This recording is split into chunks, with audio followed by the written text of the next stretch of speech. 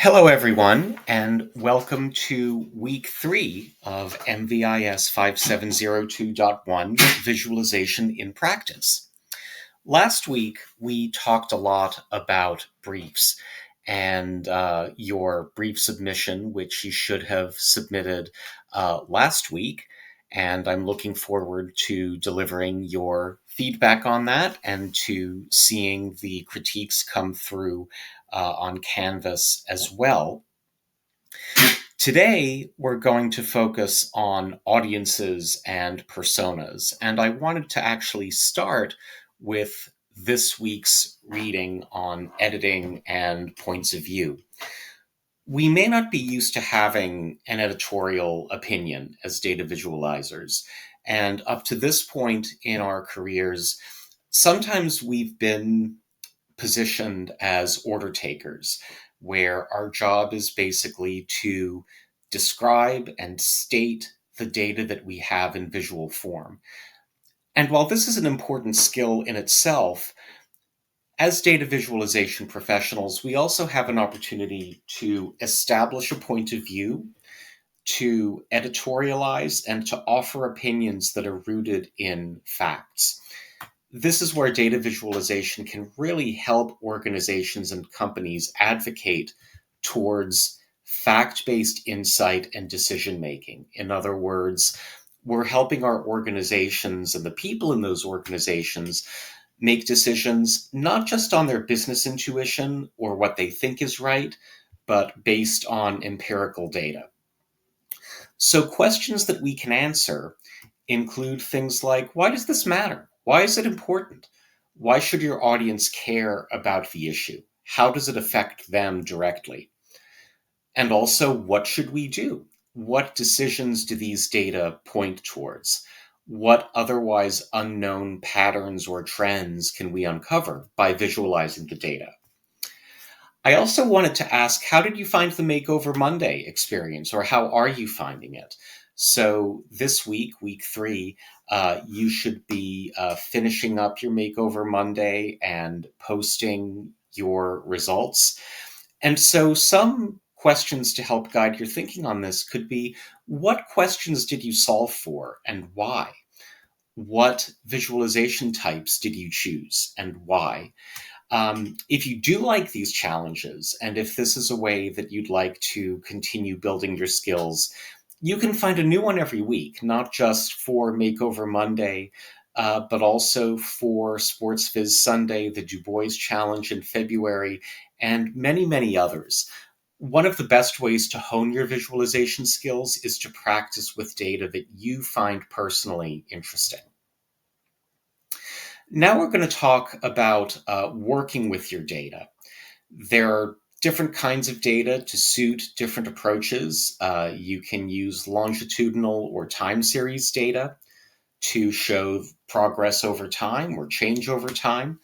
You can use exploratory or segmentation methodologies to see what patterns might exist across the data set. And you can also create hybrids of both. So you can segment trending or segmentation for different parts of the data set, for different audiences, to see how those different segments might operate differently. Data cleaning and manipulation. It's always good to have your data as clean as possible before working with it in your visualization application. And if you need help with this, don't hesitate to reach out to me or the subject matter expert for this class. Kirk also, in framing your data, makes a good suggestion to use action verbs to create urgency and relevance. Now let's do a double click on audiences, because this is a really important segment of your visualization practice. We talk about audiences quite a bit in this class, and I'm sure it's a concept that you've heard about before. You've probably addressed it in writing classes and probably even other parts of this program. And some examples of potential audiences could include millennials, people between the ages of 18 and 24, an elementary school science class, divorced women age 35 and up, anti-vaxxers, colorblind people, visitors to Tableau Public. So you can think of these as types of people, or you can also think of them as the universe of observations that you're going to see, or the segment of that universe of people you are going to see or people you are going to study. Now, here's the challenge with audiences, that if we define them too broadly, then we will find people with different attributes and needs within that same segment. So if we choose, for example, music fans, well, you could be a fan of Ariana Grande or Leonard Cohen or Lil Nas X, and all of those are musicians, but they produce very different kinds of music. Their audiences are very, very different. The types of videos and other content that they create are very, very different. And that's not to say that somebody can't enjoy the music of all three people. But if you're using the broad definition of music fans to encompass all of them, you're probably skipping over some pretty important attributes. So when you're thinking about an audience, don't be your own audience. Make it a window into understanding the people whom you're studying or whom you're directing your visualization towards, rather than a mirror. This is about someone else. It's not about you. So a good example of this is this question of who is the American voter? And certainly in the last few election cycles, this has been a really important part of discussion. Who is doing the voting? Who is the American voter? What are the motivations that they have for voting the way that they do? Political polling, is something that rests on segmentation. And it's based on this idea that there are different segments of the voting population, but all polls want to capture people who are most likely to vote. And so there are different segments of that group of voters. We can define them as eligible voters, meaning people who are legally able to vote. So they are 18 years or older. They have not had their voting rights removed due to conviction or due to renouncing their citizenship or something along those lines. We have likely voters, which are typically defined as people who have voted in one or more recent elections. So if they voted in a recent election, they would be considered likely to vote in the next election. And finally, surveyed voters. So meaning people who have actually voted, they've come out of a polling place and they're being surveyed through an exit poll. The way this manifests most directly for us is the idea that US presidents are not elected by a majority. What we see in this graphic is voter turnout in US presidential elections from 1980 to 2020. And what you see here is there is a blue line of voter turnout as a percentage of the voting eligible population. So that means of the population of people who are legally permitted to vote, meaning they are 18 years or older and they have not lost their voting rights for whatever reason, that's the blue line. And so we can see that that typically hovers around 50%. But in recent elections, that has risen higher. And in 2020, it was closer to about 68 to 70%.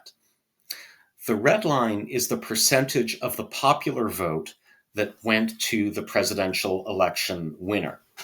And it's important to note here, for those who aren't familiar, that the US has kind of an unusual way of electing presidents, which is that presidents are not elected by a majority of the votes cast, but it's elected through something called the Electoral College, where in each state, the popular vote actually chooses a slate of people called electors who then go and vote for the president in Congress. So sometimes you can have a president who wins the wins the majority of electoral votes, but they do not win the popular vote. And likewise, you can have a president who wins the popular vote, but does not win the electoral college. The red line represents the percentage of the popular vote that went to the presidential election winner.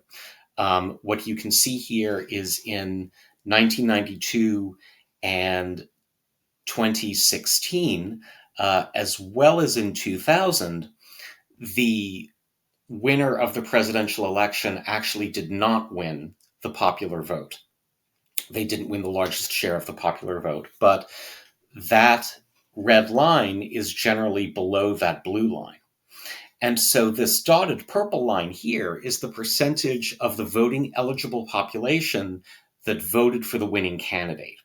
So this line reflects both the proportion of voting eligible people who do vote and the percentage of those people who vote for the presidential election winner.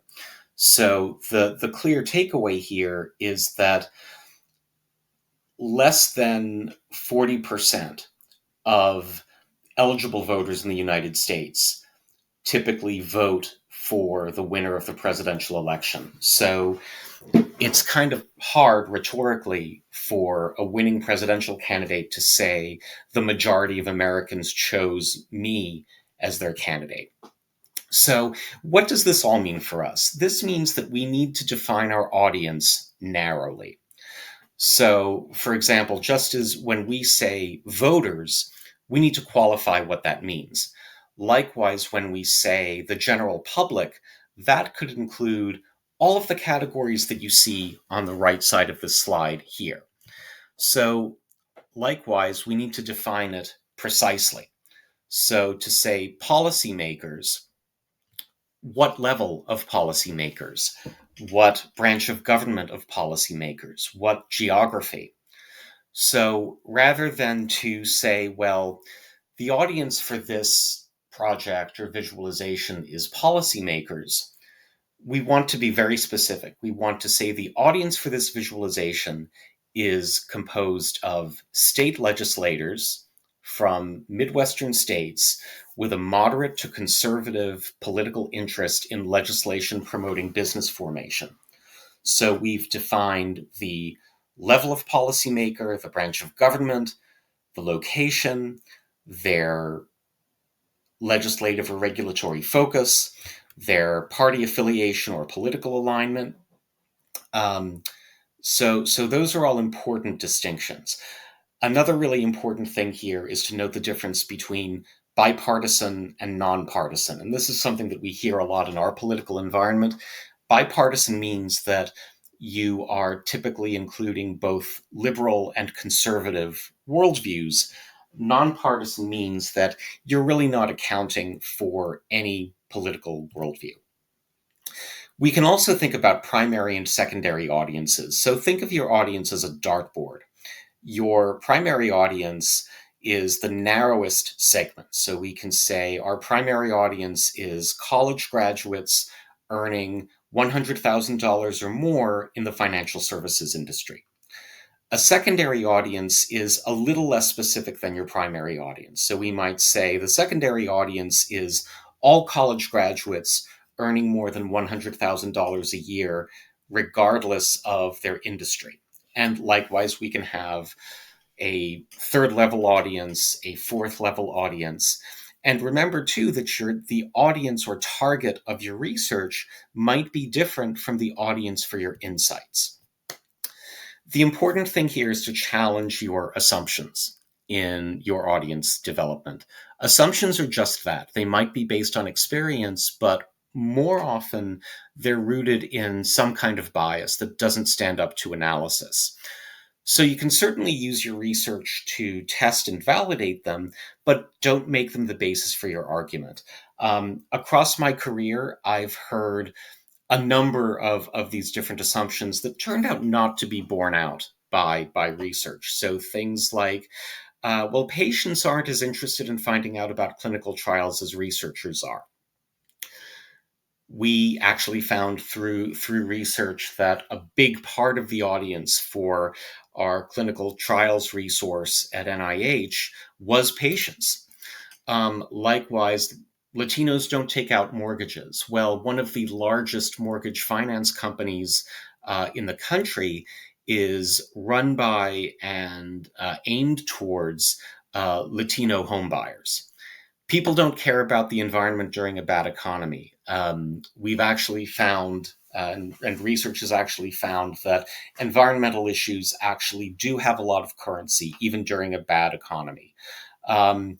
Likewise, another assumption was, well, millennials just want to eat avocado toast and aren't interested in saving up to buy a house, which reflects kind of a misunderstanding of the economics that are facing the millennial generation in home buying. So now that we've thought about our audiences and how to conceive of and segment and differentiate our audiences, let's talk about personas.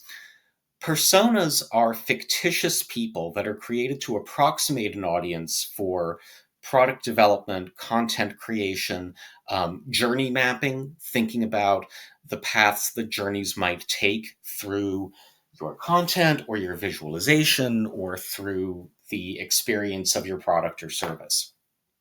Sources for persona development can include user research, polling data, interviews, and experiential knowledge. We want to think about behavior, needs, and preferences rather than specific attributes. And we want to avoid stereotyping and challenge our assumptions. So how does this operationalize itself? I love this this visualization of it that I found on LinkedIn a few years ago. I had to update it a little bit to reflect King Charles ascending to the throne. And it illustrates the perils of personas, that when you're developing them, use problems, challenges, and attributes, not demographics, to distinguish them. Some people find it helpful to name their personas, but doing this might also lead you to make undesired assumptions about genders and roles. So it's really up to you about your approach to persona development.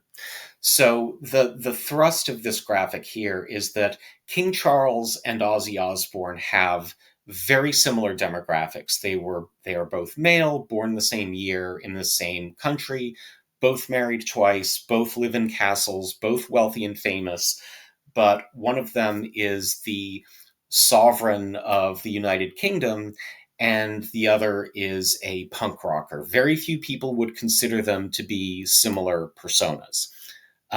So we want to develop those personas based on their problems, challenges, and attributes, and not their demographics.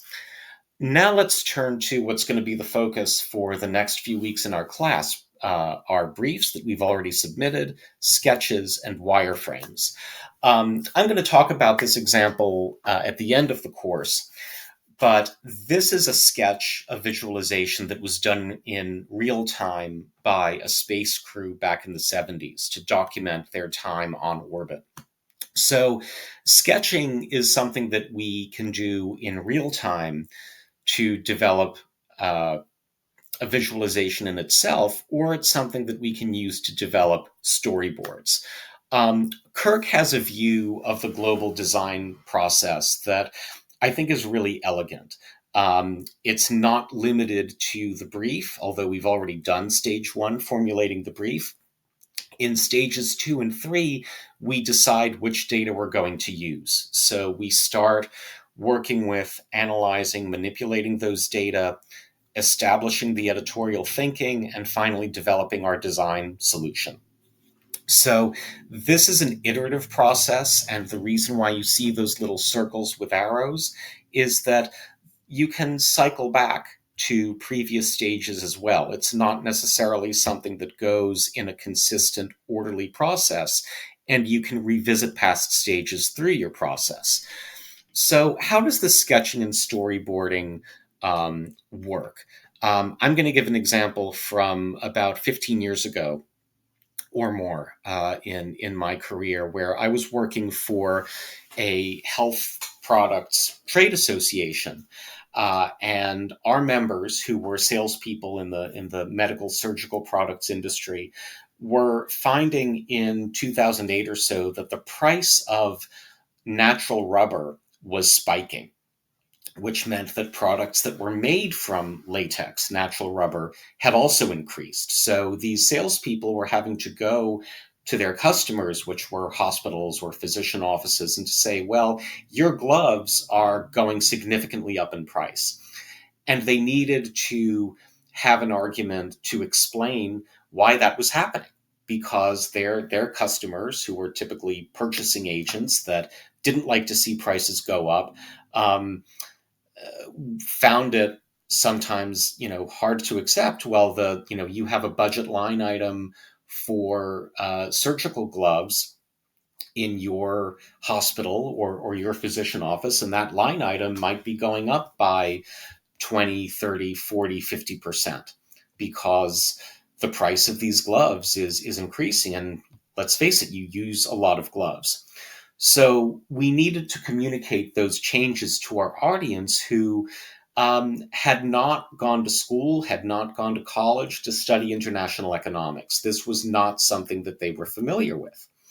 So, as the research director, I was asked to create a brief, publishable document for the membership.